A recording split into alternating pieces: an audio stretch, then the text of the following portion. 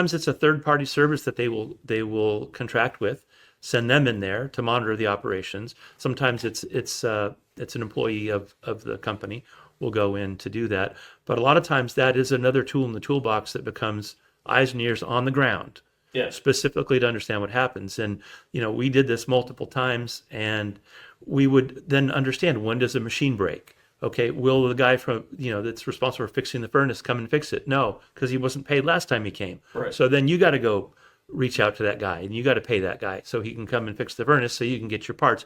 And you only do that when you got someone on site, because otherwise you don't know, or it's too late, and We've and you seen get some of impacts. that built into the mapping side of things. Yeah. If your mapping program is reaching out and communicating directly with your suppliers, you have the opportunity to say, okay, for this part or commodity, what is your safety stock? How much do you have on hand? Do you have other stock that's on site, off site? Do you have an alternate method for manufacturing? Right. So that part of the core supplier profile within your mapping application becomes some of those fundamental variables in understanding their resilience in the event that the facility has issues, right? Yeah, yeah.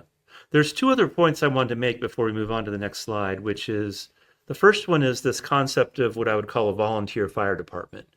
Unless you're a major OEM, like a General Motors or a Stellantis, where they have quite a few people working in this area, you're going to have to deal with sort of a voluntary fire department as opposed to having a dedicated fire department. Yes, makes And sense. and what that means is, you'll have people from supplier quality, you'll have people from engineering, you'll have people from finance, people from supply chain, and people from manufacturing even, that will come together, and maybe they've worked on some of these